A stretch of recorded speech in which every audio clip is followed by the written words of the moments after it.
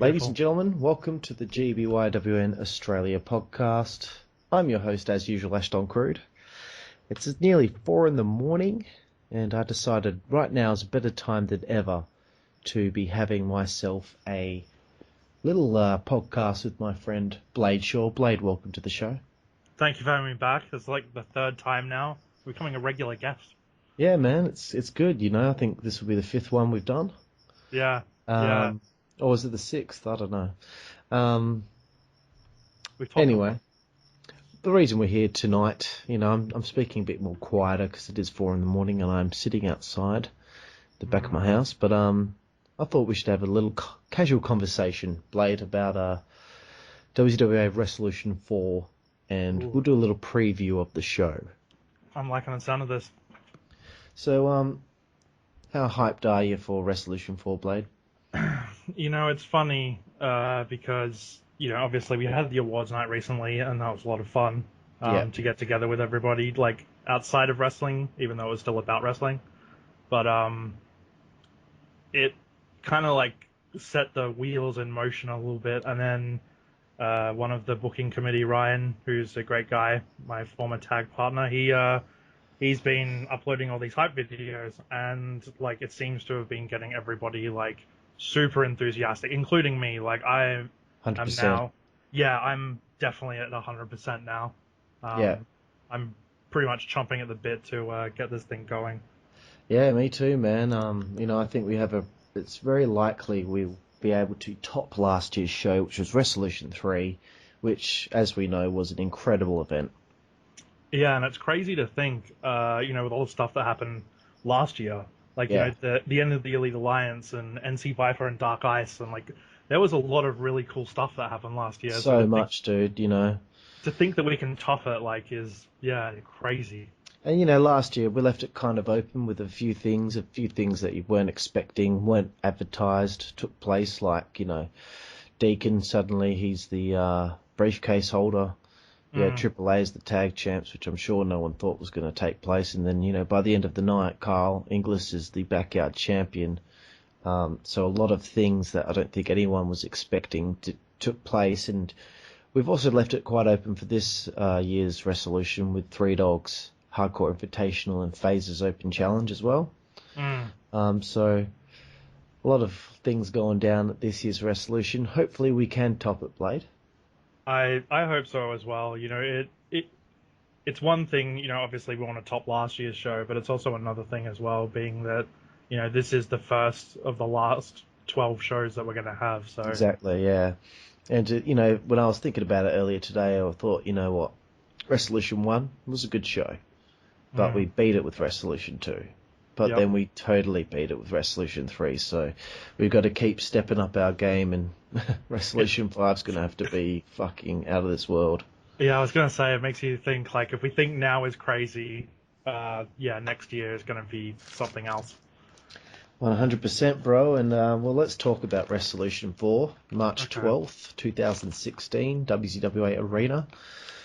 This first match that we've got written on the card, as usual, is the yearly event that takes place at Wrestleution.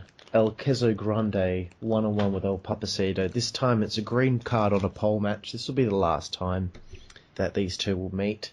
I'm sure we could probably do another one for Resolution 5. What the fuck not? But I think I think Dan's done with being EQG. So Yep. this is EQG and El Papacito, one-on-one. We don't know who's going to be gone, but it's pretty obvious EQG will probably be the one that's gone.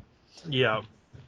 It's I mean, it's a fun way to start the show. Like last year's video game match, so funny. Like Yeah, it was just stupid, and I think it's a great way to like just start the show off on a fun note. Because yeah, everyone's relaxed, and then we can actually kick into the proper action. exactly. You know, we'll be starting at about 2 in the afternoon, so who knows? We might pop in a backyard TV if we got some time, but you know, let's not worry too much about that. Nah. Um, So, you know, this is in no particular order. Who knows when this will all be taking place, because I guarantee you a lot of the boys will want to be wrestling at night time. Yeah. Do you miss wrestling at night time, Blade? Uh, yeah, I kind of do. Like, I think it added more of like a it's hard to describe, like an electric atmosphere. Yeah. Like I think people are more inclined to like step it up a notch, and the crowd seems like more sort of like switched on when we have night shows. It just, I don't know, there's like a certain mystique about it, I suppose, that gets everybody much more amped up. Yeah, I agree, and I miss having the old night shows. It's an atmosphere that you can't replicate during the day. Yeah. But moving forward through this show, we've got Phases Open Challenge. What are your expectations, Blade, despite the fact that we both booked the show? Look, to be honest, it's an interesting thing, right? Because, you know, Phaser comes off like this incredible performance in the Battlefield Brawl. Like, you know, everyone was still talking about the fact that he managed to Olympic slam both me and, like, Ice. Yeah. Which is just nuts. And with ease, like, he deadlifted me, like, no problem at all. And I'm not a skinny guy. You know, everyone's seen the videos. I'm not exactly a shrinking violet. Yeah. So it's interesting to see, like, he comes off that performance, and then unfortunately he missed the last show. Mm-hmm. So to come into... Which kind of screwed him a little bit, because... Yeah. As we know, the initial plan for Wrestleution was Phaser versus Alex Stone. Yeah, and it sucks because he's kind of been lost in the shuffle a little bit. You know, he misses a show, so we give him something else, and originally what was planned for him goes to somebody else. Exactly, and well, the fact is, Ice broke his collarbone. Yep. It was supposed to be Nick Ariel versus Dark Ice for Wrestleution, but due to the broken collarbone, I had to find something else for Nick Ariel to do. The only logical idea was Twist of Fate versus Twist of Fate, which we'll get to later on. Yep. But look, Phases Open Challenge, it's his opportunity to get on the show, to make an impact, like he has since he's returned from his knee injury from football. So I have high expectations for him to cement his place within that show. Oh, absolutely. I mean, it's completely like... You can't doubt the fact that he's super exciting, and people seem to love watching him wrestle. I love watching him wrestle, so I'm sure that he'll put on like one hell of a match. And who knows who his opponent's going to be for those who aren't aware, but you know, even we're not sure at this stage because a few things are up in the air. Someone has an injury at the moment, but they're hoping that they'll be all clear for the show, and I think it'll end up being quite entertaining if they can do that spot. Yeah, absolutely. Moving along, the Prove It or Lose It briefcase match. As we know, last year was the Young Lions briefcase. We don't have any Young Lions anymore. No. So I had to come up with a different name. Yeah. Initially, the idea was a gauntlet match. Yes. But then I realised the card just wasn't as thick and meaty as it should be. So I canned that with you guys and decided to give the opportunity to Chaos and Brandon Cage 2 out of 3 falls. First fall singles, second fall submission, third fall last man standing. Not a lot of build up for this match, Blade, but just enough, and Chaos has done a good enough job with his promos from the last show and at home, and Brandon's promo after the match at the last show, so there's a little bit of heat behind it, maybe not as much as we'd like, but what are your thoughts on this opportunity for both these guys? I'm actually really excited for both of them. You know, obviously, for anybody that's listened to the past podcast that we did, I've actually been very critical of Brandon in the past. Me and him didn't get along very well when he was in WZWA last time. Yeah. But it's good to see that he's come back, and I think he knows like the end is coming, and so I think he wants to just be able to come back and have fun with his friends and end things on the right note. Yeah, exactly. And you know, it was pretty big of him to come and apologize to people and try and make things right. So you know, I'm willing to forgive and forget, and if he is too, then I'm willing to have him there. And Chaos, holy shit! Like, just to quickly flip like in Chaos's direction, I am super excited about like his new direction. It's crazy because like you look at someone like Joss and you think, oh, like, you know, he's always been the hardcore guy, right? Like, it's crazy. He's done like all the really dangerous shit, and now he's like this kind of like weird intellectual, like very cerebral kind of character, and it's something that I think suits him perfectly. And it's so good to see. I really hope that he carries this momentum forward past Resolution. It could be probably the best iteration of Chaos ever. I agree, and to see Kilowatt Chaos be the anti-hardcore guy, the whole idea behind it was Cactus Jack in ECW. His last run in ECW, he denounced hardcore wrestling and showed different sides of his personality and what he can do, and he was just the anti-hardcore guy, and everyone wanted to see him be hardcore, but he wouldn't allow it. Yeah. So this is a perfect opportunity for Kilowatt Chaos and his new character and his new direction to take that and tell that story through this match with Brandon Cage, who's obviously going to be wanting to use weapons, but Chaos is going to be against that. And could those mind games play into the story? Well, we'll have to wait and see. But it's a huge opportunity for him. And, I will state it. I feel that I haven't done his character justice throughout his time in WZWA. 2013, tough year for him. He was only involved in a 10-month tournament, really. Yeah. He had a short feud with Alex Stone, but after that, he was the World Hardcore Champion. Didn't have many feuds. 2014 was tough for him because he missed a few shows here and there, and it screwed up a lot of plans that we had. Yeah. But 2015, another tough year for him because he was kind of lost a little bit in the shuffle after the tail end of 2014 being a tough one, and him basically having to start from scratch. Yeah. And by year's end, I kind of realised I need to do something with this character. And after he was brought to tears after his match with Dan Zeppelin at Hanukkah Havoc, I believe, I thought there's a depth to this character that we've been missing. Yeah. And now's our opportunity before we ride off into the sunset. We get the opportunity now to see a different side of Chaos, give him his best year yet. And this is a hell of an opportunity for him to start things off fresh and do something new. His character in ICWS has been fucking fantastic, and I hope we can use some of that, but amplify it a little bit more. I think it's interesting, and I was going to actually mention his ICWS run as well. It's he's obviously done really well there, being the champion, but I love the fact that he hasn't seemed to take anything from that and use it in WZWA. Like, these two heel iterations of Chaos are completely different, and both are great.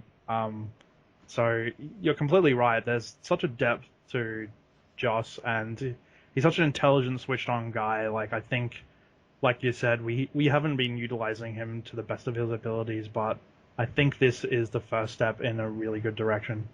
Agreed, and as far as Brandon Cage is concerned, obviously he had a rough end to his previous tenure with WZWA, but this is his first huge opportunity. Let's face it, when he was here last time, he was just working his way up the ranks.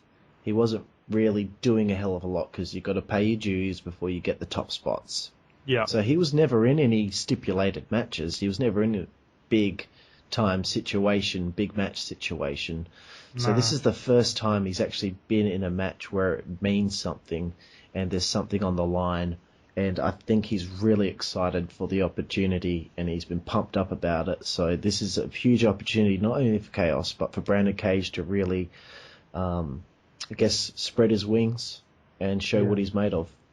And I think it's a very important step for the both of them because, depending on, I guess, how well they perform and what comes of it really is going to dictate, the next few steps heading into the last year.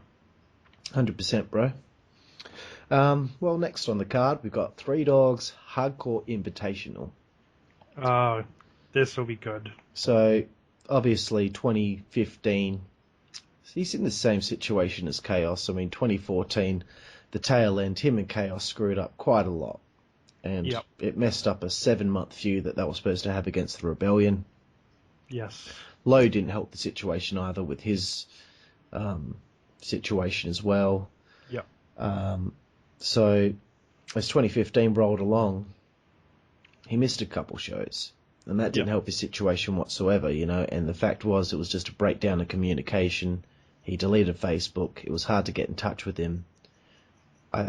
a few times I must admit that myself and Mykonos, we're to blame a little bit for not making sure that he was aware of certain dates and when we're having our shows. So a little bit to blame, but also, it doesn't help that he basically took himself completely off the map as far as being in contact with us. So after missing a couple of shows, he came back. He had to prove himself again that he could be reliable. He will be there every show. So, to be honest, he spent most of 2015 losing his matches. He lost to Chaos. He lost to Mykonos twice. And then this past show, Line in the Sand, he really got jobbed out big time against Antilochus. He really took a hell of a beating and, I guess, did the right thing to make the champion look as good as he did going into his big match against yourself at Wrestleution. Yep. So, with that being said, to see the Three Dog character fall so far and be so low down on the card, this is his opportunity to reclaim a bit of that overness with the characters in WZWA. And I'm looking forward to it, and I think we know who's going to be accepting the challenge. Yeah. Are we able to talk about that? We can, it's obvious. Okay. Yeah, sure. But, that there might be some surprise people accepting it before. Yeah, sure. Phoenix is obviously going to be accepting it. Yeah. But let's talk about... I want to know your thoughts on Three Dog's run in 2015. Okay. And obviously your thoughts on the match too. Yeah, absolutely. So it's a shame. At one point there were such big plans for Three Dog and the direction that his character was going to go. On stage, he was penciled in to be WZWA Heavyweight Champion. Yeah, that was actually what I was alluding to. I remember when we hung out for that first time and we were chatting about it, and you told me that, he was in line to become the heavyweight champ. And I don't know, I guess to see him, that lack of communication and, all these mishaps kind of happening where he wasn't showing up,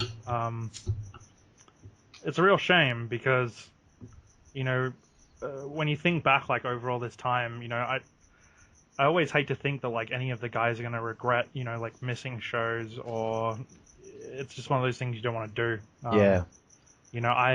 I regret missing that one XCW show I did. How many shows have some people missed?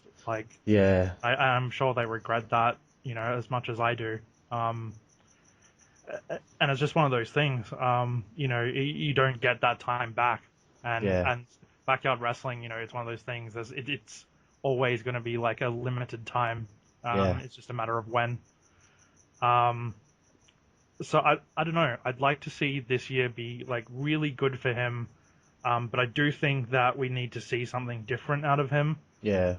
If I was to be critical of one thing about Three Dog, I think his ring work is great, and he moves around insanely quickly for a big dude. But he needs to develop some sort of character. Yeah. There needs to be more meat, ironically, to the Three Dog character. Agreed, and I think he's had a couple opportunities to be on the microphone this year, and he's kind of fallen a bit flat. Yeah. I think he's not entirely comfortable on the microphone. I think what we got from him at Hard Time after what he did to Mykonos after the match and the attitude that we had on him and the spotlight that was on him when he did that heel turn, I thought that was a tremendous start. It was just the fact he missed the next few shows where we could have developed that character a bit more. Yeah. But then when he did come back, he had that match with Chaos, and sorry to say, when he talked to the mic, I didn't see that passion. I wanted to see some passion in him. Maybe it's my fault for not really going over the promo with him and telling him I need to see him show some passion, talk shit about Chaos, talk shit about Mykonos, really go out there and show this new side of him and why he's a heel. Tell us why he's a heel, but he fell a bit flat on it, I think. And you raise an interesting point, and I think this parlays into a big thing that I've been thinking about personally about the last year, is that for the guys who want to develop, or we want to have somewhat of a more lasting legacy, or for the guys that are going pro, There are so many things to learn and so many opportunities in this last year, like for, so many people who have wealths of knowledge, from many years of doing this, like yourself, Yeah. that people can really learn from. And if they're willing to do it, I think everybody in WZWA could have an amazing 2016. There's no reason why they shouldn't. Exactly, and sometimes I'm guilty of going to the shows and just sitting down and just trying to relax, and because it's a stressful job trying to run the shows and all that. Yeah. Sometimes I'm guilty of maybe not taking some of the guys aside a little bit more and letting them know exactly what I want from them and giving them those dot points to check off their list when they have their matches. Yeah, and I think it's one thing that we probably do need to start getting more into the habit of doing, because when we do, I think it produces much more sort of refined, but also like impactful results. Agreed, and I think a good example is like recently with Deacon. I told him he's got to reclaim the character that he had when he first turned heel. Yeah. And what did we see at Line in the Sand? We saw a passionate, balls to the wall Deacon Whalen. Yeah. And I've been working closely with Kyle and his changing character and moving away from Kai Fusion to Kyle Inglis, and now I'm working closely with Chaos and this new character that he's got, and I've been a bit more hands-on with some people, whether there's other people I think maybe I need to be a bit more hands-on with and talk to a little bit more. Yeah, I mean, it's just, I suppose it comes down to that realization of, there's so many people to manage, but it's in terms of, who needs to be more proactively managed and who can be left to their own devices. Somebody like Kyle, for example, probably needs more help developing his character, whereas somebody like Big Red, you can leave him to his own devices. Yeah. He's so the character of Big Red is so ingrained in Ryan. Yeah. At this And it's point funny, the character is nothing like him. No. At all. He's like the kindest, nicest. Yep. He would do anything for you, and he's just so good at portraying the exact opposite of who he is. It's crazy, right? And like the funny thing is like you're completely right. He got all the Wrestleution t-shirts made for all the guys. Yeah. I asked him if he could get another one of my t-shirts made. He's like, yeah, no problem. Got it sorted out completely on his own time. All I did was give him the money to do it, and he does the rest of the footwork. Like he's always doing whatever he can, and on top of that, he continues to perform at such a high level. Like it's just, somebody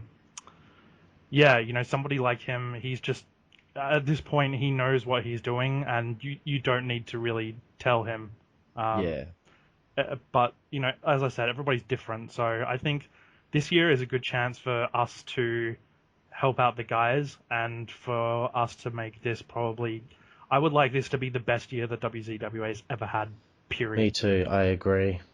So let's talk quickly about Phoenix's impending WZWA debut. Oh my god, it's so crazy. I know you guys... 10 years, dude, 10 years. I know you guys hung out the other day, and I was kind of jealous because, man, I would really have loved to have caught up with James. I haven't seen him in, as long as you have, essentially. Yeah, and, dude, XPW footage. Yeah, I know, and, when you were Snapchatting me that, I was like, oh, this is crazy, seeing, young Luke, young James, young Sam as referee, Yeah. It's just so funny, but, to have him come back and the wealth of experience that he had, before he came to XCW and then coming to XCW, leaving, doing the NSWAE thing. Yeah. He is a crazy ass performer.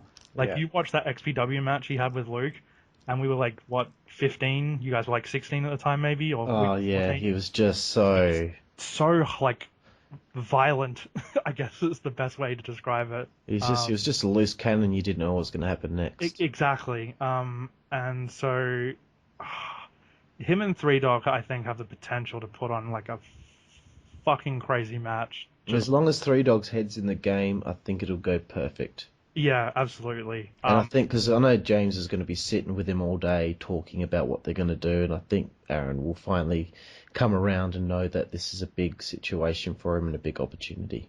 Absolutely, to be able to return a guy, that has done so much in the WA scene is should be a big thing Yeah. for Aaron. It's the same like when you gave Monet the chance to wrestle me when I first came back. It was to help me, but it was also I think to help him as well. And while our match wasn't like a show stealer by any means, like there's a great comfortability and like it gave us a great rapport because we would then go on to work with each other for a while after that. Yeah. So yeah, I'm actually secretly, in terms of like results, this is probably one of the more like matches that I'm interested in to see how it turns out. I think it might be the dark horse of the show. Absolutely, without a shadow of a doubt. All right, well, moving on. The first time ever grudge match. Ooh. Never happened before in a singles match capacity. Big Red Ryan Tate versus Aston Crude with Stacey at his side. Wow. I'm going to let you take this one, bro. Your thoughts? Okay. So, as we all know, this one's been kind of simmering in the background for a while. I mean, it was very much teased at the start of the breakup of the EA. To me, this should be part of the Dream Match series. Like, I don't know why it doesn't have the tag. I suppose because it is a grudge match, but to me, this is a dream match. I mean, to see you, obviously we have such a history together, and then to see Ryan, who I have such a recent history with, wrestle one another. So this has the potential to be match of the show, like for sure. You obviously have been a mainstay of the main event in Backyard Wrestling for pretty much your entire run, and Ryan has been a guy that has just been nipping away for so long to break into that upper echelon, and there's just so much on the line. And to add Stacey to the mix, who it's been so great to have her show up to the show that she did and to come back is really cool. This is going to be super exciting. It's going to blow me away, I imagine. Well, man, I mean, fucking hell, I mean, he joined the Elite Alliance in 2013, and we've been working so closely together since then, with him. Yeah. I guess, let's be honest, he was under my learning tree, and look at the improvement in his promos. Oh, for sure. And I think I know where he got the improvement from. He would record me doing my promos at my house. Yeah. And I could tell as he was doing that, when he would record his, every single month they get better and better and better. It's a crime that he has not won Promo King of the Year yet, because he's always doing those promos at home. Yeah. He always emphasizes every important point that he needs to make. Yeah. Pardon me, he has those dot points, and he always ticks all of them off.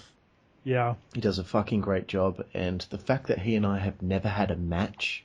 Yeah. I met him in 2011. He joined the ICWS in 2011. We never had a match. We were supposed to have a match one time.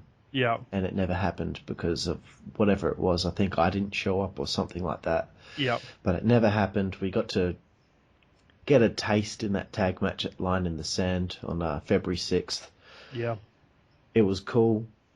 I know that we're going to be going out there and we're going to have a hell of a battle. And, this will probably be the only opportunity that we get to have a match. This feud will probably be ended at this show.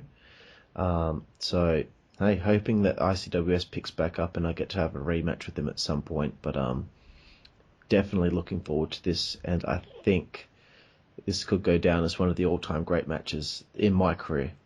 Oh, absolutely. And, I mean, I'm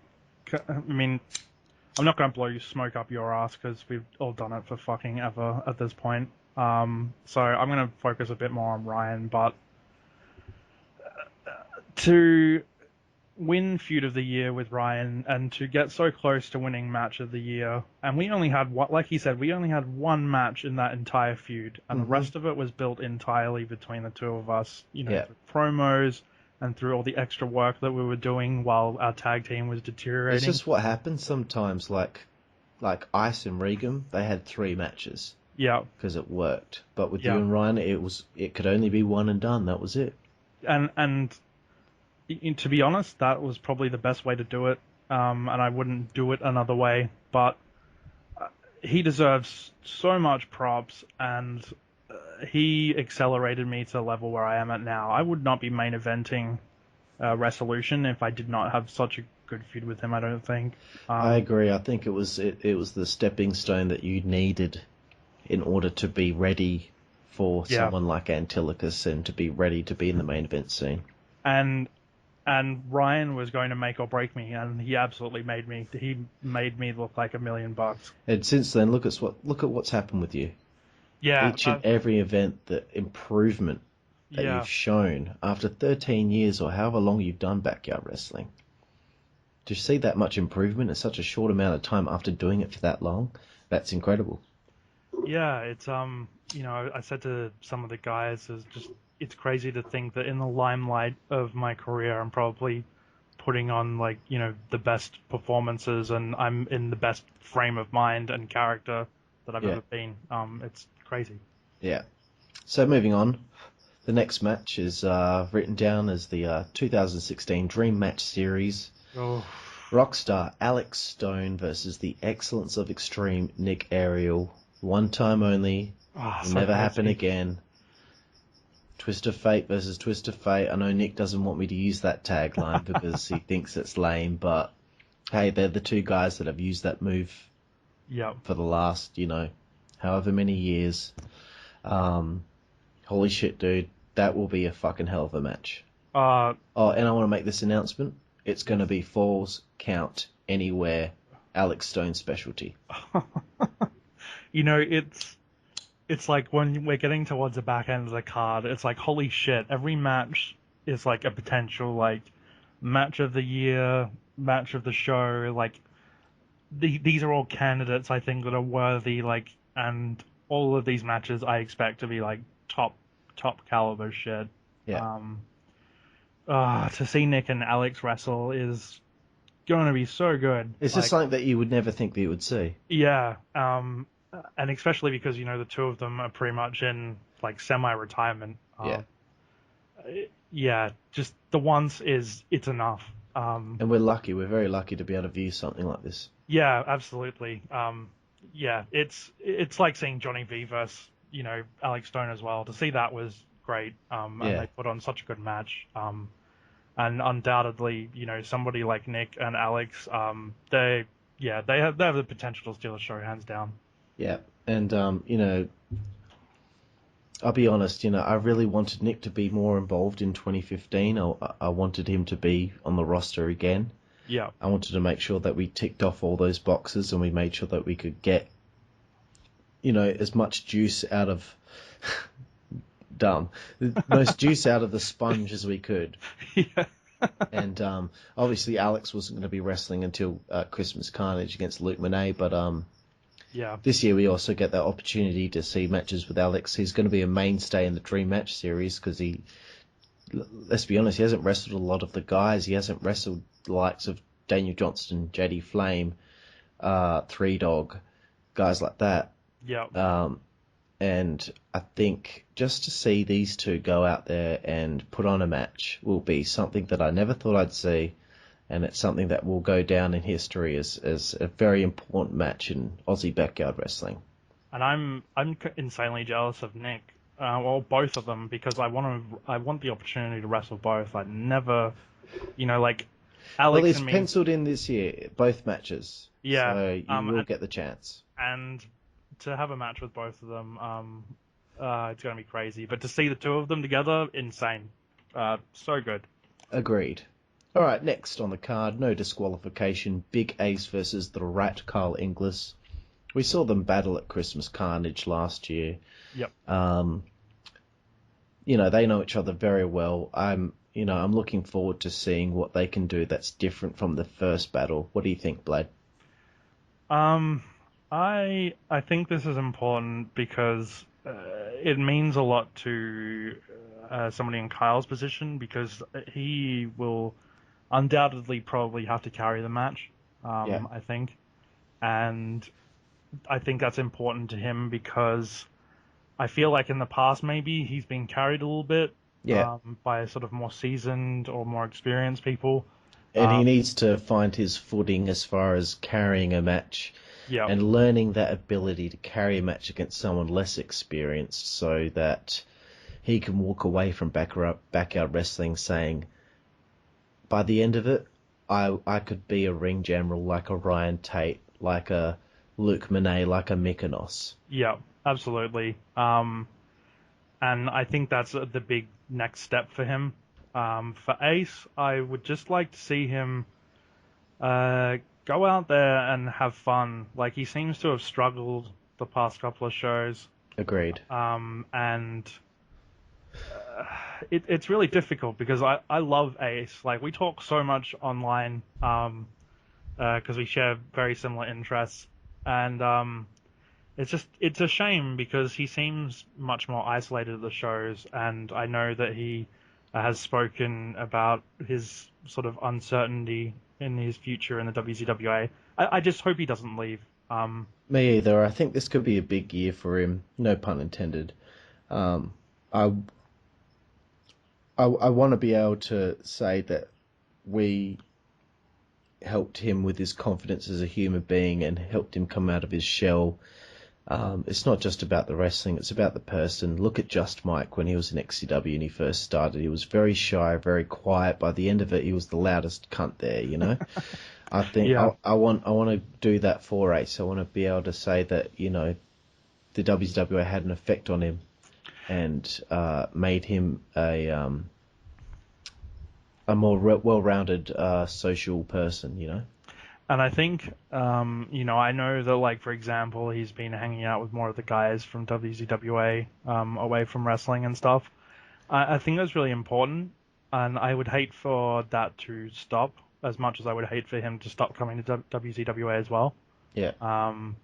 Because the two are obviously interlinked somewhat, and,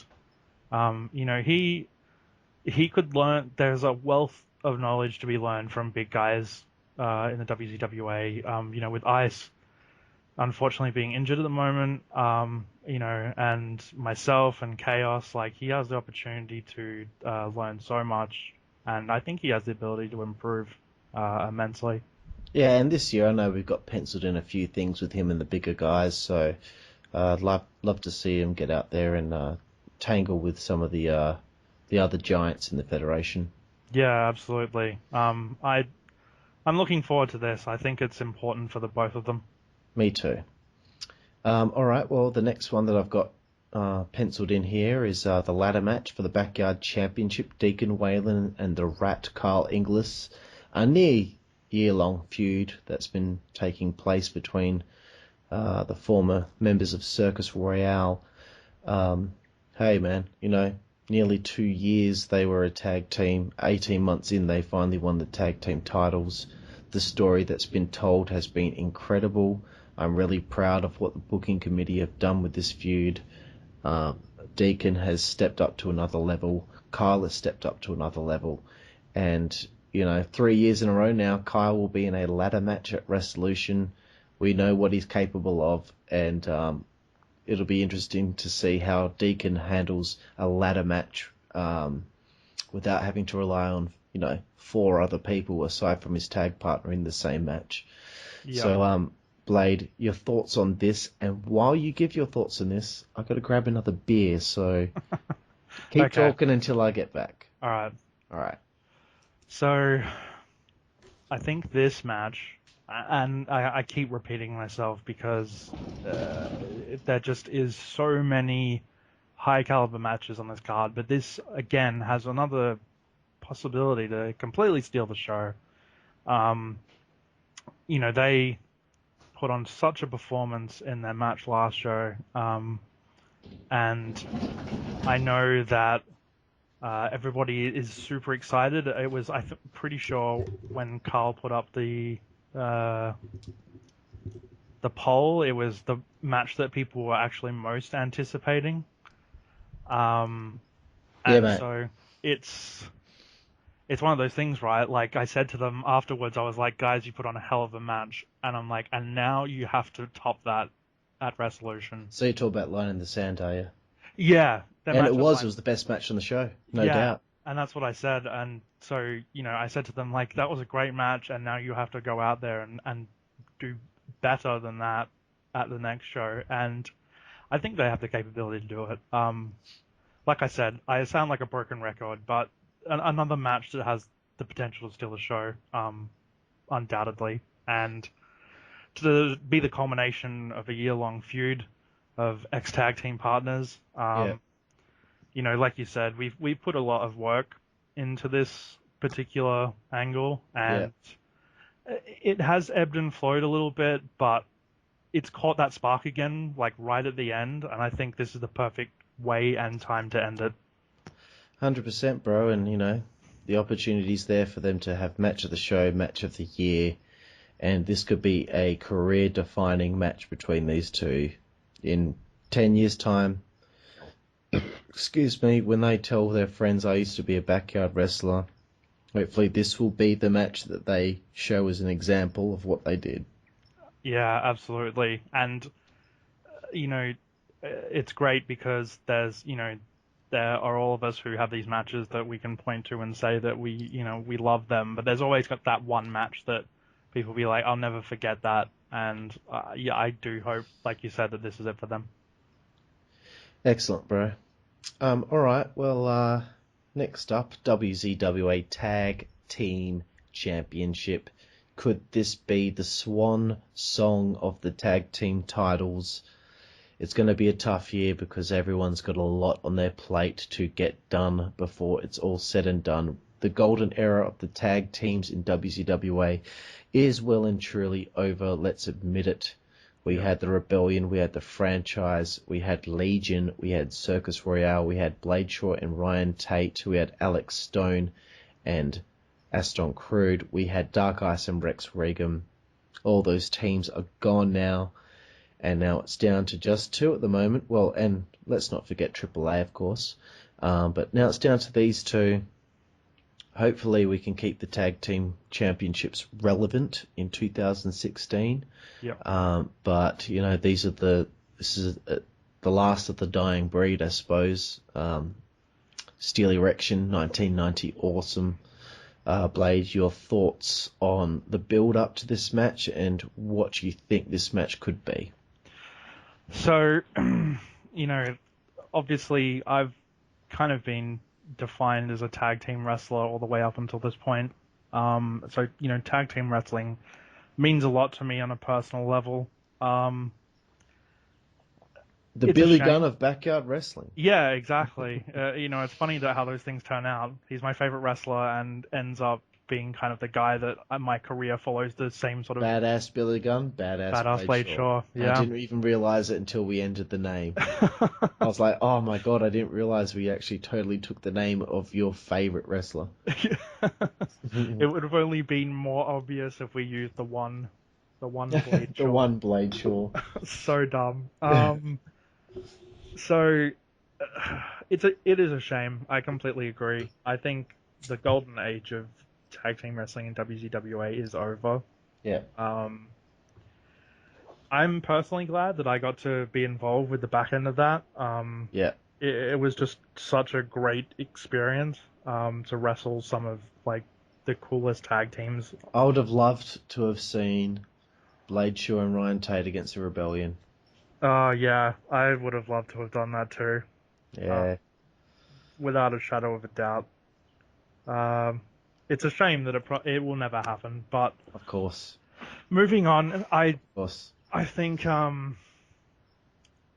this is important, like you said. I think that this needs to be a high caliber match for all four guys that are in it, because it means a lot to the guys who are going to walk out with the belts, obviously, because they're going to be charged with keeping the tag division afloat, but it also means a lot to all four of them because it's going to define where their paths are heading, at least for the first half of this year. Mm-hmm. And there's such a mixture of guys that are kind of on the cusp of breaking through, or guys that have perhaps not had such a great run recently. So there needs to be such a combination of effort and intensity Go into a little bit more of detail in what you just said there, Blade. Guys that might be on the cusp. Which ones in particular are you talking about, and which ones are you talking about that might not have got where they need to be at this point? I mean, undoubtedly, you look at somebody like a Rex Regan who, Chris is a talented performer and he's very passionate about wrestling. And I think, unfortunately, a combination of a couple of things. He has had personality issues with some of the people in WZWA, and he knows this, and he's owned up to it, and he's actually been working extremely hard on changing his attitude, and it showed. And that's why we have entrusted him to work in this tag team with Steel, because I think there's a lot that Steel could learn from Chris. Yeah. And then... And I think they're having fun, too, which is Exactly. I think that's important for Chris as well. I think this relationship works very well for the both of them. Yeah, I think maybe Chris needed to remember... I mean, he was all right before the tag team even started, but he just needs to remember that it can just be fun, Yeah. You don't have to take it so seriously. But he was already kind of like that before the tag team was even formed. No, so. he has, over the course of this year, gotten so much better. And I respect him for owning up to it and actually actively trying to change the parts of his personality that weren't ingratiating to people. That takes a lot of character. Yeah. But personal stuff aside, I think for Steel as well, it's a shame. I think this is exactly what he needed, because he has been so over for so long, but I think at the back end of this year he started to flame out a little bit. Yeah.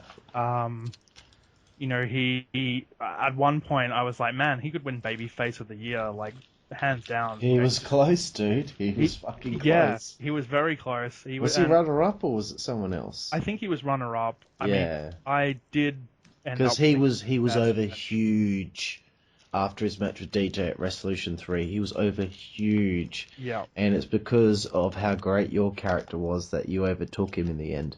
Yeah, and in a way it's a shame. Like, I feel bad that happened because, I wouldn't. Yeah, but it's great. I'd be like, fuck yeah. It was cool. Like, I was glad that I won, but I feel that I hope this is a motivation for Steel, that he was so close. Not to see it as a setback, but an opportunity to refine his character and make this partnership with Chris the best that he possibly can. Yeah, and I will admit, when me and Clip Marshall won Match of the Year, in this exact same boat, I thought you and Ryan definitely deserved it. Yeah. Yeah, it's it's one of those things where it might not have been the best possible outcome for everybody, but I think that there is a lesson and that there is like a future to improvement for those two. And then, unfortunately, when we talk about Jack and DJ, it is very difficult to say, but they started with such a passion and great gusto. Enthusiasm. Yeah, their first few events that they put on as 1990 Awesome. If they kept on that trajectory, I think that they would have won Tag Team of the Year. Yeah. But I don't know what happened. I'm not personally going to bag them out. It just seemed that there perhaps was a lack of communication. I think it was lack of communication, to be perfectly honest with you. I mean, Jack obviously has a lot of stuff going on. He's a very busy boy, and he has a lot of extracurricular activities, a lot of friends, and he's kind of at that stage of his life where he should be going out and partying and stuff because he's 18 years old. Yeah. But DJ, he's also got his own problems as well, and it seemed to break down over the course of the year. So I think this is important for them to show that heading into the last year that they, are committed and passionate, and that the hunger and fire is still there. Yeah, I don't want to bag DJ out or anything, but the whole reason this tag team was formed was because Jack wasn't putting on the best performances, and DJ said to me, trust me, I'll take him under my wing and I'll do what I did with Steel with Jack and I'll get him back to the dance, right? Yeah. but I kind of feel like in the end, Jack ended up outshining DJ. Kind of Yeah. feel like, today I watched a recap where you and Ryan wrestled DJ in consecutive events. I think there was Bowl of Mixed Nuts and False Finish. Yes. And I watched them and I'm like, man, DJ cuts so much weight and he's so passionate out there and he's wrestling so well. But by year's end, Yeah. he wasn't the same wrestler he was at the start of the year. Yeah. Look at Steele, the improvement that he made after DJ. He kept going, kept going, kept going. He might have got a little stale toward the end of the year, but then the tag team thing with Rex really helped get him back into the right spot. Yeah. But then you think about Jack, although Jack didn't wrestle as hard as he usually has in previous years, his character development within himself was so entertaining and he'd done so well with it.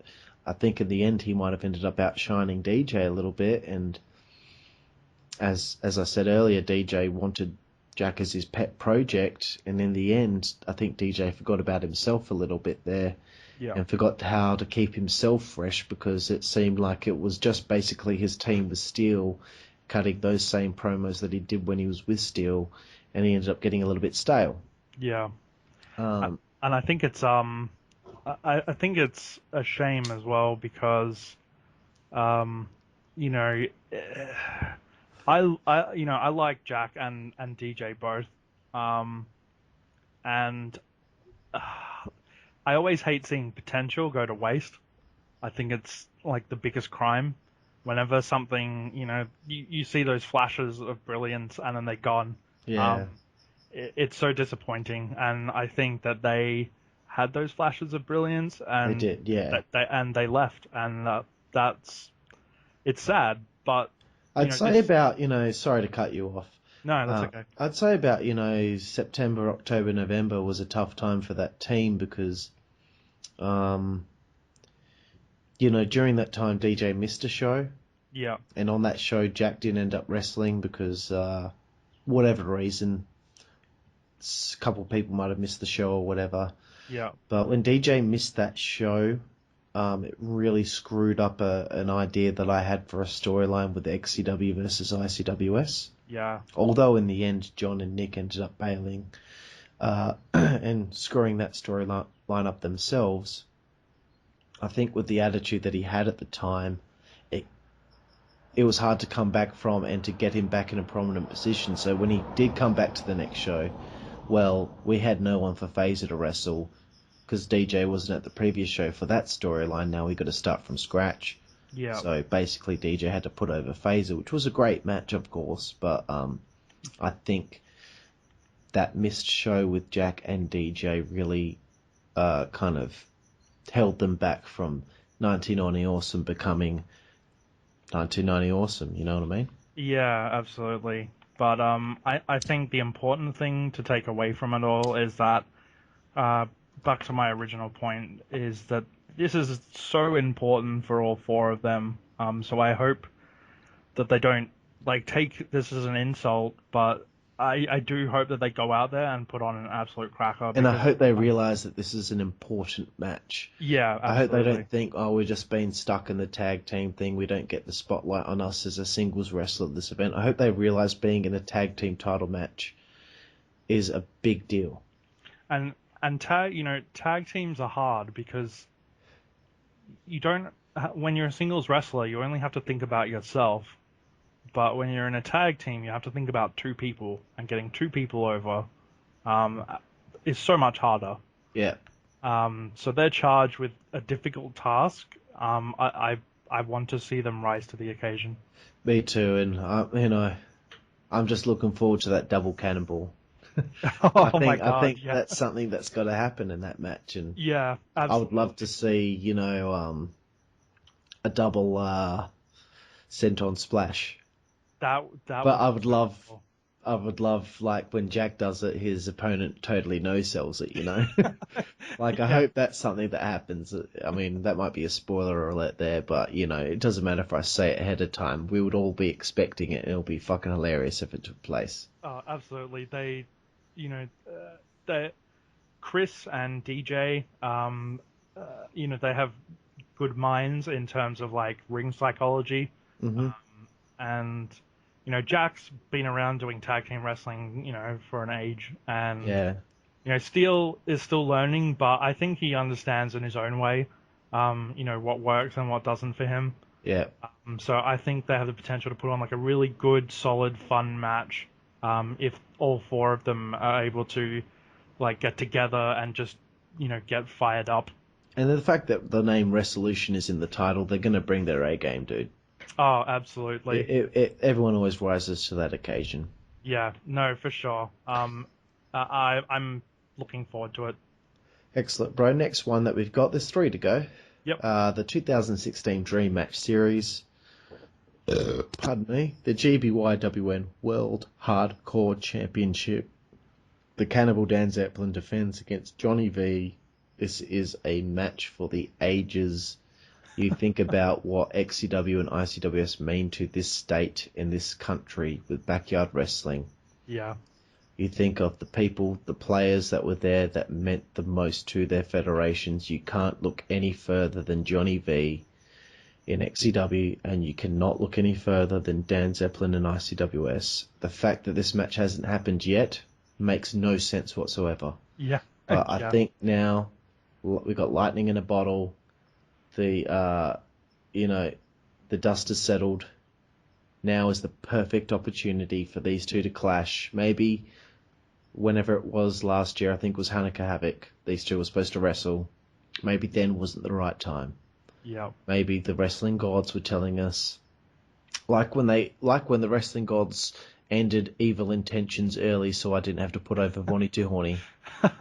Maybe they decided it's not time. This has to be at a big show like Wrestleution. Johnny V, Dan Zeppelin, Blade Shaw. What are your thoughts? Well, firstly, I'd like to say that at least we get to see this, and we don't have to see you put over Vonnie Too Horny. Boom. Agreed. Anyway, moving on.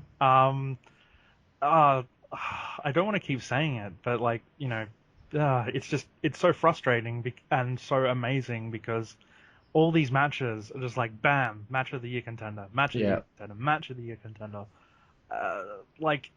This will have the opportunity to be entertaining as fuck. Probably the most entertaining match on the show. I agree. That promo that John just put out is fucking hilarious. Amazing. And it's great to see a motivated Johnny V. When absolutely. He's not motivated, it kills me. Yeah. But when you see a motivated Johnny V in 2016, I never thought he'd even return in 2014. But the fact that we got that then was awesome. But the fact that we get him motivated now in 2016, the Dream Match Series against Dan Zeppelin, it's going to be so fucking good. That promo was great. You know that the passion's there and he's ready to have a great match. Absolutely. And I hope, we've kind of seen Dan. I think in a way he is very much ready for retirement in some ways. I agree. I think it's very admirable of him to stick around as long as he has. Obviously, as a favor to his friends, but the fact that I thought, sorry to cut you off, I thought that this might have been his last match at Wrestleution. Yeah. Or because it was going to be against Rusty initially. Yeah. And I thought that might be his last match. This is before we realised 2016 will be the last year. And, I'd already started thinking about writing him out of storylines and just saying, look, dude, let's be honest, you don't want to do it anymore. Yeah. But I think he's realised, look, there's 1 year left, I'll do 1 more year. Yeah. So the fact that we've had him this long is great. And continue your point, sorry. I hope that this means that, and it's a great segue, I hope that this means for him that he digs deep. I know it might be difficult in a sense, but I hope that he digs deep into whatever reserve of passion and energy that he has left for wrestling. Because he has such an awesome opportunity. They both do have such an awesome opportunity in front of them to wrestle one another. The hype says, the heart and soul of XCW versus the heart and soul of ICWS. Yeah, exactly. What more can you ask for? Fuck. And I made that promo specifically just to remind them both, this match is a big deal. Yeah. And I'll be happy to have this actually third last on the show. if we had 3 main events, this is one of them, as far as I'm concerned. Maybe some of the newer guys don't realise how important Johnny V was to WA backyard wrestling. Maybe some of them, they obviously do realise what Dan Zeppelin means, but they might have forgotten what Dan Zeppelin represents and what he can be. And I've seen the best of both of them. I've seen the best of the both of them whilst I've been wrestling them. To see these two wrestle means a lot to me personally, because I've had such great feuds with both of them, and it's never going to happen again. This is their one opportunity. The pressure's there.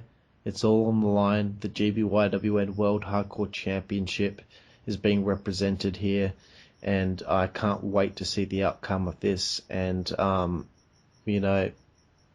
it just means a lot to me to see my two good friends, Dan and John, go out there and have a cracker of a match. And at the end of the day, it comes back to what we've said multiple times throughout this podcast, is that we have one year left. Everybody, when you think about it, every single one of us has 12 matches left. Yeah, You got 12 opportunities to make matches that mean something, that create memories that we will remember for a lifetime. absolutely. And if you're not fired up to take advantage of that, then I do feel sorry for those people, because when it's gone, it's gone. It's never coming back. Yeah. All right, second last match of the show. It's been a long, winding road for this feud. The GBYWN Australian Heavyweight Championship, the Lord of the Ring, the Fresh Prince of Wrestling, Luke Monet defends against Mykonos. Hell of a year that they've both had. Mykonos started the year winning the WZWA Heavyweight Championship, being the only person in history to hold both that and the GBYWN Australian Heavyweight Championship. He had a hell of a run as champion. He did a great job. His character has developed since then. The feud with Luke Monet, with Antilochus and JD Flame and all that, side by side with them. It's been a hell of a feud. It's that they get more and more physical every time they go out there and wrestle. It gets more and more stiff. It gets just so intense between these two, and this, without a doubt, will be the last time that these two ever wrestle. So this championship, I know it means a lot to Mitch. It means a lot to Luke. A lot is on the line here, and they've got to prove that they are worthy of being in this position. Blade, your thoughts? So I'll start with Luke, because he's probably the easier of the two to break down. Hell of a year. Without a doubt. He cleaned out the awards. He did. I mean, you see that by the end of the awards night, he had about 4 or 5 of them in his hand. It was actually getting to the point where I was like almost tired of it. It was actually almost giving me personal heat. I'm just like, oh, for fuck's sake, he won again. Seriously, it just. But he's had that year. He has had a career-defining year. And all credit to him. He is in such a prime position at the moment. He's going to go down, I think, as one of the greats of WZWA, without any doubt in my mind. I think if it weren't for Antilochus, he'd be, the number 1 out of the originals in WZWA. Yeah. Like Antilochus and he are really neck and neck at this stage. And, the votes showed that, 1 and 2 were most of the time, in things that they were competing for, was Luke Monet and Antilochus. And they both have had excellent years. But Luke obviously he was that little bit step forward, I think. Yeah. And it's great to see. I mean, I like Luke. He's a great kid. On the flip side of that, I do feel bad for Mitch. I think that he got lost a little bit in the shuffle, and I think people forget what he means to WA backyard wrestling. Yeah. I think that he's in an interesting position, because I almost feel like he's the Chris Jericho of the WZWA.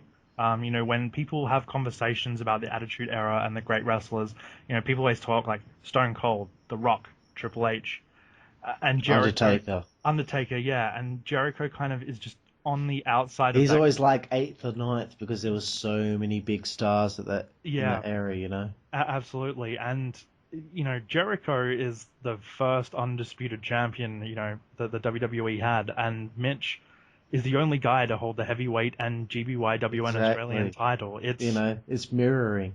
Yeah, it really is. And I think it's a crime that he kind of suffered a lot in the votes in terms of awards. I hope he didn't get anything, and that sucks because he had a good year. But I think that if there's anything to take away from that, I hope that it doesn't dishearten him.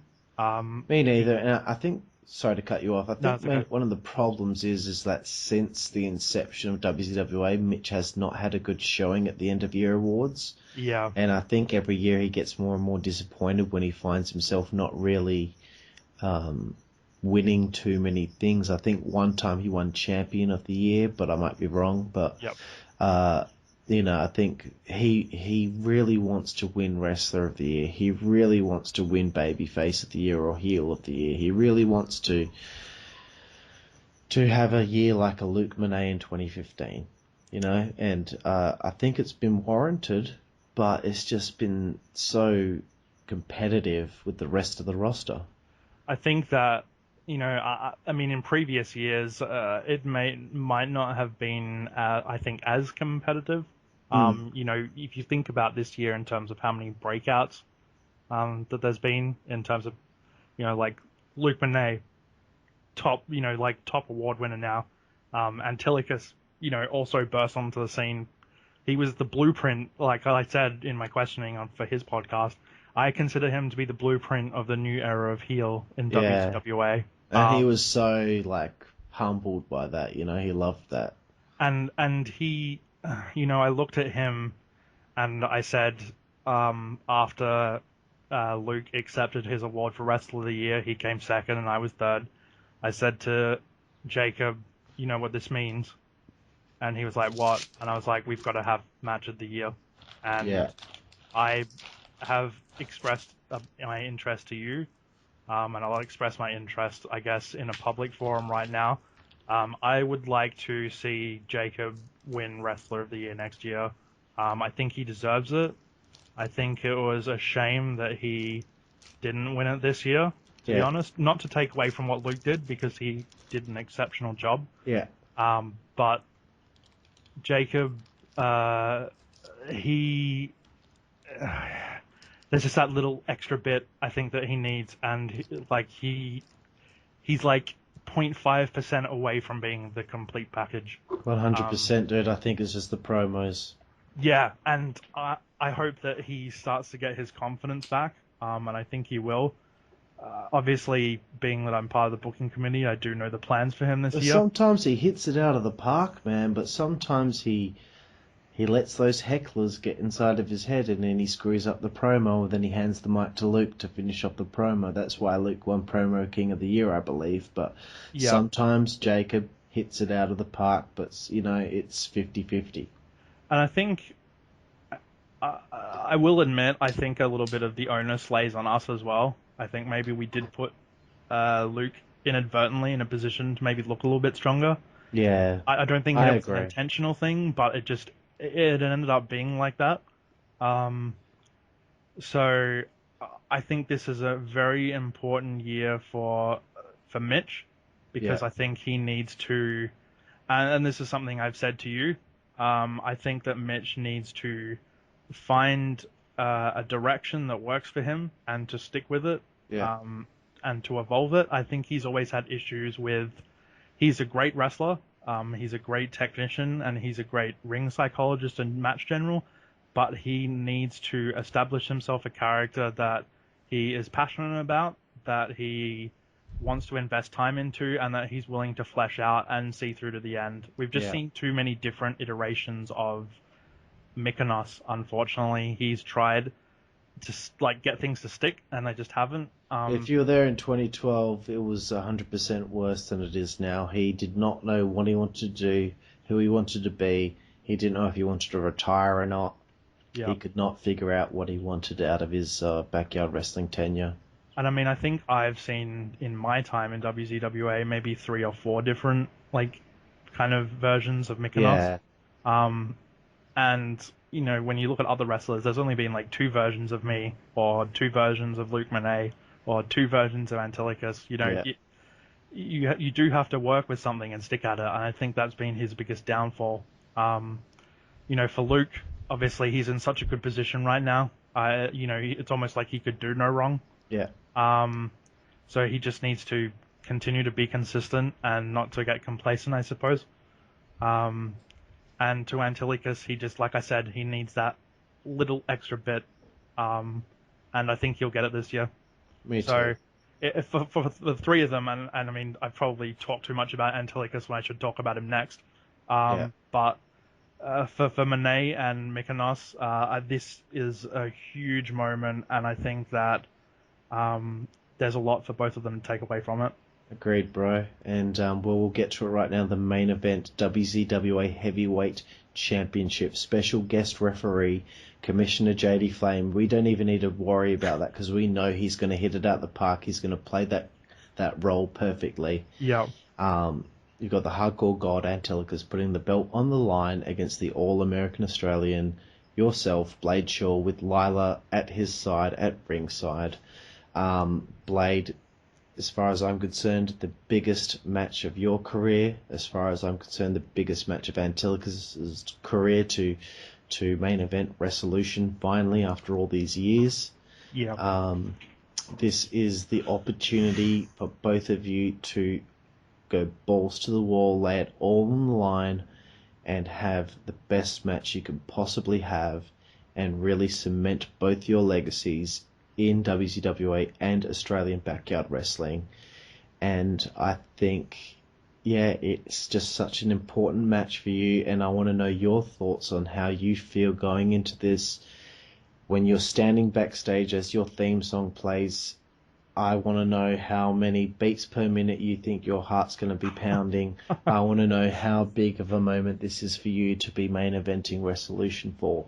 I mean, to be honest, I won't be surprised by false entrance again because I'm going to need to shit myself. Dude, I mean, secretly I've kind of been like playing it off that I'm all cool about it, but I get so nervous every time I go out there. Like every time a music hits, there's just that little like flip in my stomach. Yeah. And it's because I want to go out there and I want to, you know, put on the best possible match that I can. And to get this opportunity means so much to me, and to have been doing this as long as I have, and to get to this point and have been so far removed from backyard wrestling for such a period between the end of XEW and coming to WZWA. Yeah. You know, when you've talked about the bridge of your youth between, you know, XEW and ICWS and WZWA, it's very much similar for me. You know, I've essentially had my own personal renaissance.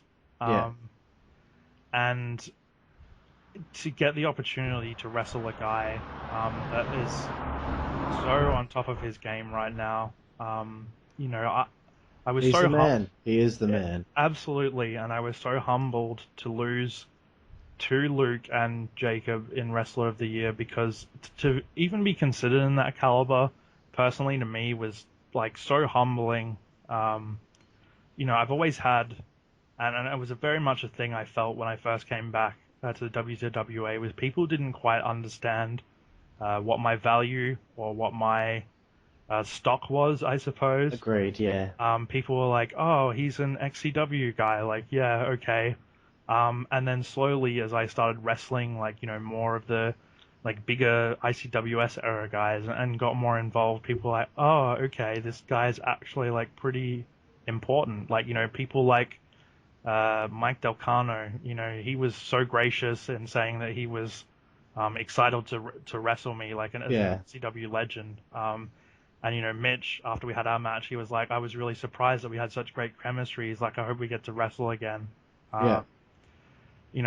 Every time I've wrestled someone, even Chris, with that ICWS match said to me, he's like, I didn't ever think much of you as a wrestler until I actually got the chance to wrestle you. And he's like, you proved me wrong. Yeah. And that, that meant so much to me. So to come into this year, and specifically after the awards, after having won Feud of the Year, Babyface of the Year, to gone so high in Wrestler of the Year, to almost won Match of the Year, I feel like so grateful for everything that's happened, and to get to this point, it's so difficult for me to put into words, but it makes me feel so vindicated and so I guess at peace with everything that I've done. This is the final chapter, and I want to stamp an absolute like fucking gold star over the entire thing. Yeah. It means a lot. And what are your thoughts, Jacob as an opponent? Like I said, what more can I ask for? It's funny because we've not talked a great deal before this, but over the last little while, I think as we both kind of learned that we would be facing each other at Wrestleution, we've started talking a little bit more. And he's such a good kid, and like so well-natured, and I see, I guess, like a sensitivity and emotional depth to him that kind of resonates with me. And I would love the opportunity to work with him and bring out the best in him, because I know he has aspirations of going pro. While that's not unfortunately a path that I'll personally be taking, I do want him to head off into his foray into the pros with the best possible skill set and the best possible like experiences that he can leave with. And like you said, it's his first main event as the heavyweight champion at a Wrestleution. I want to make sure that this one is one that he looks back and says, that match I had with Blade, fuck, that was the match. Thoughts on JD Flame's involvement in this match, and how important you feel his role is in this match? His involvement, I think, will bring a side out. There's an alignment to my character that I think works very well with the JD Flame character, and I think that it will be interesting given his history with Luke Monet, and obviously Luke Monet's involvement with Antilochus. There's so many of, I guess, those like little pieces of story that kind of like just tie up the entire thing. It's a shame that we haven't seen him recently too much. But it's JD Flame. The guy is so important to the history of WA yarding. To have him involved in the match in any way, I'm grateful. This whole entire opportunity to me is just something that I never thought would happen. So to be in the ring with two guys that I have the utmost respect for, I honestly could not ask for any more out of backyard wrestling at this point. Excellent, bro. I want you to just talk just a little bit about one last part of this match that might have been forgotten about. And while you do, I need to piss hell bad, so I need to go piss in the bush just over there. But I want you to talk about Lila as your manager, what you expect with her as your manager for the rest of 2016, and what you hope her role will be in this match. And just try and keep talking until I get back, okay? I think, unfortunately, at the start of the run of Lila being my manager, I was put in situations that didn't require her, I guess, to manage me at that point. So it was unfortunate because the first time that she actually came out with me to manage me was with my match against Hydro. And she came out with the Australian flag, and like it was cool to see that she was like so on board with the character direction. And so I feel like perhaps we haven't done justice to her after how integral she was to the Blade Shaw vs Ryan Tate feud. I would like to see her come out with me now for all of my matches, and I think she brings an important bridge to my character from where I've come from to where I'm heading. And I suppose I would like to see. I love absolutely speaking to Lily at the shows, and I would love to talk to her and get her input about where she would like for her character to go. Because ultimately, this last year is about everybody doing things that they want to do. So I'd like to know what she wants to do. Hello, I'm back. Greetings. I'm talking about ultimately what I'd like out of Lila this year is to see what she wants to do. To keep it relevant, I think absolutely, is one because of the main things. I said that the saddest thing was I feel like perhaps justice wasn't done to her completely. The start of my character and kind of like the way I guess it was set up, it didn't really require her to be my manager. Yeah. At the start, and so the first match that she actually managed me properly in was the last match at Line in the Sand. Yeah. Because before that, she had the match with Ryan, and so the Battlefield Brawl. She kind of wasn't needed for that. No, so it was kind of an unfortunate start, but as I was saying while you're away, I feel like she is such an important bridge of my character to where I sort of was to where I am now. Yeah. And I absolutely want to continue to make her relevant, because, much like I guess Stacy was the main diva, if we call them that, it sounds kind of stupid. Yeah. That we had in XCW, then Lily is the WZWA equivalent, and without a doubt, she deserves to have that stamp on her legacy as well. Because, in the Elite Alliance, she was so involved, she was always a part of it, and then after that, she was so involved in that storyline with you and Ryan. And she was the X. I absolutely think that she was the X factor to all of that. Yeah, and she did a great job. I mean, you watched Tales of the Warzone with her date. Yeah. I mean, that was brilliant. She was brilliant in that. She's so good at what she does, and I mean, I always thought no one will ever be able to touch Stacey because she could actually, have a lot. She wrestled a lot more than Lila has. Yeah. But the thing is, like, Stacey never got the opportunity to really act. And act a part, like she did her thing. She was very good, though. I'm not taking anything away from Stacey. She was very good at being even when she turned heel, when she joined the Heartbreakers in the late stages of XCW, she was so good at being a cheeky little bitch at ringside,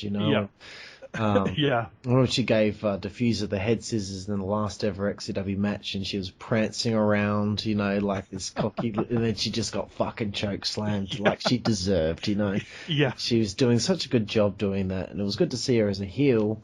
I'm looking forward to Stacey being a part of the next show, but yeah, in comparison, Lila has been above and beyond any female that I've ever seen be involved in backyard wrestling. She's got in there, she's wrestled the guys, she's been very focal part of storylines, so without a doubt, And it's such a big thing, I think, to her credit as well, is that she, like, the match with Ryan that she had, like, from a psychological standpoint, was so great, and like you said, she's had so much more of an opportunity than Stacey did to act.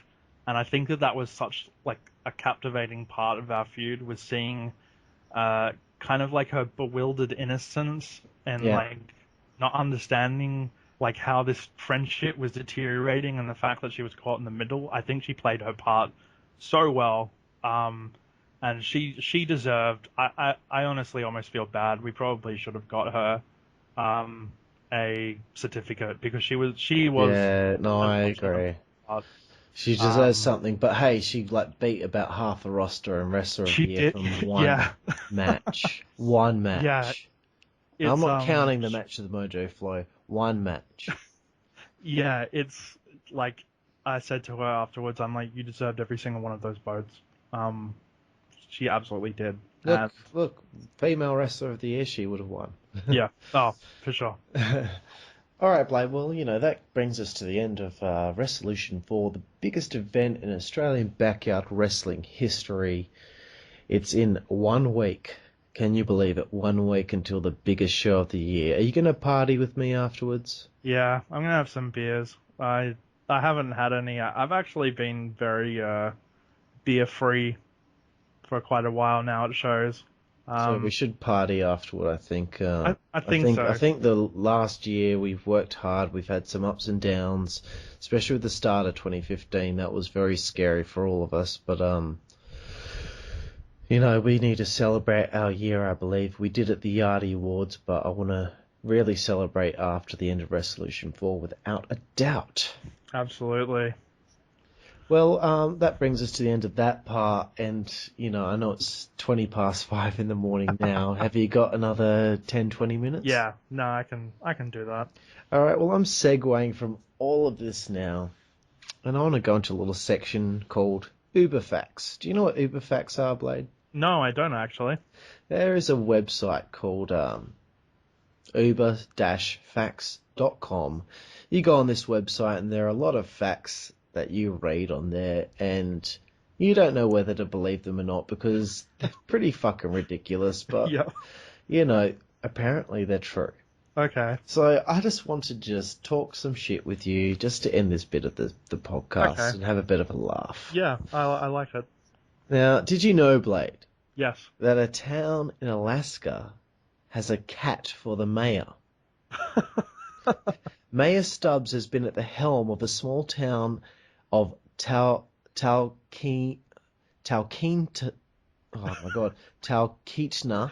Alaska for 15 years. An impressive feat for any elected official, but more so considering that Stubbs is a cat. Now, do you believe this or not, Blade? You know what? To be perfectly honest, in all of our lives, pussy's always in charge. I mean, that is very true. And as somebody who owns a pussy himself, I can't get enough of them. Well, I mean, I've got a She's male fucking pussy, adorable. So... is she? Oh, well, at Yeah. least it's a she. You've seen my cat. Have I? Yeah, remember she was terrorizing you when you were at my Oh, place. because she wasn't allowed outside. Yeah, she's an indoor cat, and you were like, "Can you get my beer for me?" And then so I'll grab the cat and get you a beer, and she's adorable. Okay, Blade. Next Uber fact. Yes. High heels were originally made for men.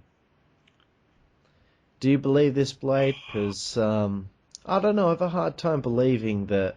I mean, high heels weren't invented when Prince started making music, No.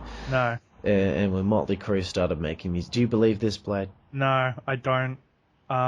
Like you said, think of all the musicians that would have worn high heels that were men. It just doesn't sound real.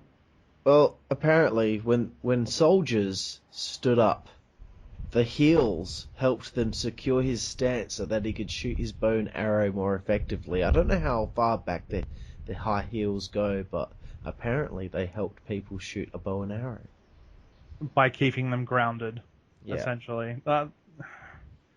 It seems so implausible. Like, how is it going to keep you any more well-grounded than just having flat footing on the ground? I don't know, bro. It doesn't make sense. Logically, these are dumb facts. They are dumb facts, but apparently they're true. The next one. Homophobes are more likely to be homosexual. You know what? Have you seen the movie American Beauty? I have, yes. There you go.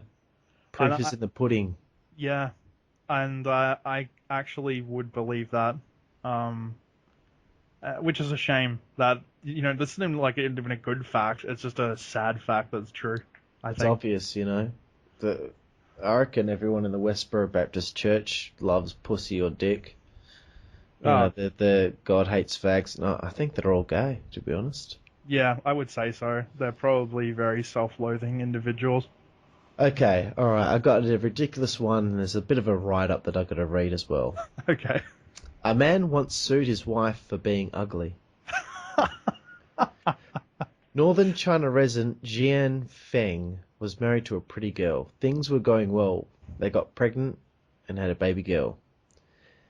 It wasn't, as it turns out, a beautiful baby girl. In fact, she was really ugly. Jian didn't understand it. He was an okay-looking guy. His wife was gorgeous, so why was his baby so dog ugly? His wife must have cheated on him with an ugly guy. How dare she? Just desperate to prove that she'd been faithful, Jean's wife showed him a picture of herself prior to extensive plastic surgery. She was Oh. an uggo. Oh no. Jean freaked out, divorced his wife, and sued her for $120,000. And guess what, Blade? He won. Oh my god. He filed a lawsuit that his wife had been deceptive and got him married to her under false pretenses. So much for looking within a person to fall in love. So he won.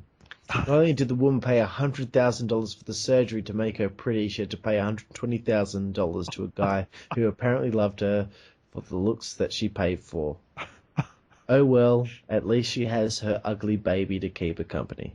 Oh, that's sad. Isn't that horrible? Yeah.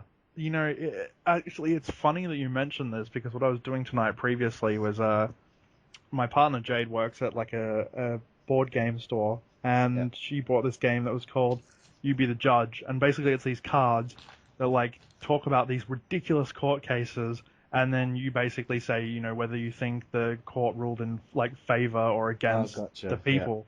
And some of them are like bizarre, like very much like that, where you're like, how did the guy win? The fact that like his wife got plastic surgery, and then he's like, "Oh, you were fucking ugly, and so's our child. So now I want 120 grand." How does that make sense? It's In a ridiculous. sane world, It's ridiculous, bro. And, look, the fact of the matter is, I've got Belinda, you got Jade. They can't sue us because we were ugly before they met us, so... Oh, absolutely. Man, I've been ugly since I was expelled from the womb. I say expelled because that's what people like me have had done to them. Expelled. Alright, here's another Uber fact, Blade. Okay. And I don't believe this one. I Okay. don't believe it, because I've also done other research after I read it, but... Oh wow. So you've done extensive. I've done some extensive research Yeah. on this one. Okay. A group of flamingos is called a flamboyance of flamingos. Ooh. Now, I know that there's a murder of crows, A parliament of owls. a parliament of owls, a flamboyance of flamingos. What do you think of this, Blade? Because why don't they just say there's a bunch of flamingos? Why does it have to be a flamboyance? Is it because they're pink? Do they look a little bit gay? Are these homophobes also homosexual? Well, it's actually funny because it's been like historically proven that because it's always been like gender specific. That blue is a boy's color and pink is a girl's color. Yeah. Initially, when they were advertised and marketed for children, I can't remember when it was, but they were specifically marketed the other way around. Pink was actually marketed as a boy's color. Really? And blue was marketed as a girl color, yeah. I thought I was coming up with the Uber facts here. Oh, yeah. Well, I mean, once again, my partner Jade, she is a repository of absolutely, like, just weird general knowledge. As long as it's a repository, not a suppository. No. I mean, I guess you could call both of them shit. So, the terrible joke. It's 5:30 in the morning. So fucking dumb. Yeah, she tells me all these things, and I retain them somehow. But yeah, that was a thing. So I would say that maybe not. Pink is a manly color. In about 10 years ago now. If you're Bret the Hitman Hart. Yeah, well, exactly. I was going to say, 11 years ago now, so 2005, I wore pink shirts all the time. I had a collection of like 10 or 15 pink t-shirts. Well, but everybody was wearing them at that time. That was like, for a while, it was actually like a fashionably trendy thing for dudes to wear pink, like, shirts and stuff. And so, like, I just got on board with that one particular, like, fashion trend. Now everyone wears, like, bucket hats and, like, dumb shit. I don't understand kids these days. This is a completely separate rant. Yeah, keep going, bro. I hate you, Jack. No, you're fine, but I hate you. I hope he's listening to this. I hope he does listen to this. I don't know if anyone's got this far in the podcast now because we're just talking shit. Yeah, no, that's true. They'll look completely, like, once you're like, oh yeah, we're going to do Uber facts, everyone's like, okay, fuck this. Like, this is just dumb. But I hate you, Jack. I fucking hate you. Alright, another one here, Blade. Sad songs make you happy. No. Has anybody Do listened you to a disagree sad with song? that? Yeah. Like, when I listen to a sad song, it makes me, like, super depressed. Like, you know, did you ever, like, in high school, like, you break up with a girl and then you would, like, lay in bed and listen to, like, really depressing music? Where you go home, you'd watch, I've forgotten the name of the movie. The Notebook. Oh, dude. You I watched The cried so Notebook. much in that movie. I cried too because I broke up with my girlfriend and decided to watch it, and then I burst into tears. Why can't I find love? But hey, I found love with Belinda, so that's alright. Even though Alex Stone ruined our fucking wedding. And it all works out in the end. And It does. you don't need to record a notebook for your wife who has dementia just to prove that you love her. I mean, it's a really nice gesture, but I mean, that guy's kind of making the rest of us look like shit, right? Yeah, Like, I agree, yeah. he is going above and beyond, and some of us are just like, you know, like flowers, chocolate, you know, that's a nice thing. You know, maybe don't try so hard. Agreed. Alright, just looking for a couple more here. But we should do a double date sometime, Blade. Yeah, well, we've organised it. I talked to Jade about her availability, so yeah, we need to tee this up. Brilliant. Okay, I've got another one for you. Yep. Cocaine is found on 9 out of 10 baby-changing units in the UK. Now, I don't know about you, Blade, but I don't think babies should be snorting cocaine. No, they shouldn't. It makes you wonder, though, like how, like firstly, okay, how are they getting access to the cocaine? I mean, they can't actually communicate. They're not that, you know, mentally advanced. Also, I mean, I can't even get the connections to get cocaine, so fuck knows how they're getting them. Yeah, well, I mean, shit, bro. I mean, that their parents, like, are super negligent. Why are these babies being allowed to snort coke? Well, Maybe- let's be honest. What mothers are going into the baby room? yeah, to do cocaine. What the fuck is wrong with people? Do you reckon it's just because, like, okay, so the thing about, like, those rooms is, right, they're the biggest rooms, so, like, if you snort coke in a toilet cubicle, if you, like, trip the fuck out and physically lose control, like, you'll smash your head against, like, a porcelain bowl or the door or whatever. But in those rooms, the worst thing that happens is, like, you collapse, you hit your head on the floor. Mm-hmm. So, like, maybe they're just being, like, I don't know, like, occupational health and safety conscious. It's so fucking dumb. This is dumb. I hate this. Why did you make me do I don't know. I wanted to do it. Okay. Look, I'll do 2 more, alright? And then we'll sail off into the sunset. I like that. Let's do it. An orgasm a day keeps the doctor away. Yeah. More sex means living longer, says science. One doctor claims that it can add up to 8 years to your life. Yeah, I definitely believe that. So, I mean, but why is it, you know, I orgasm more than once a day. So why do I have to see the doctor all the time? I mean, it improves some I should be the healthiest motherfucker on the earth. I mean, I don't know, man. Like, you think about it, right? So, you're probably... I see Jennifer Lawrence on the TV. Yeah. I've got to go have a bat. That's it. True. Can't That's a help fact. myself. But continue. I mean, like, me personally, right? So, we've... And this is another thing.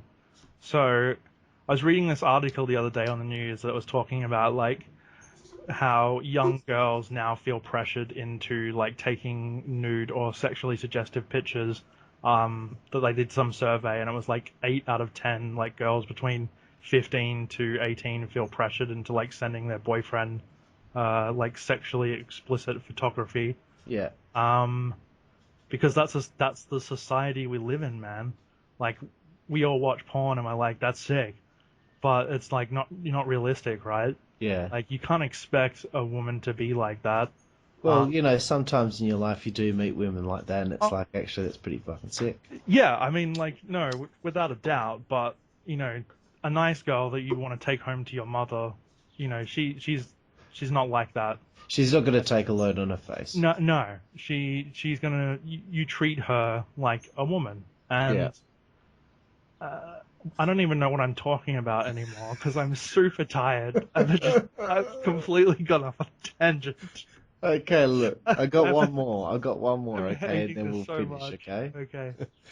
There are kosher sex toys made just for Jews.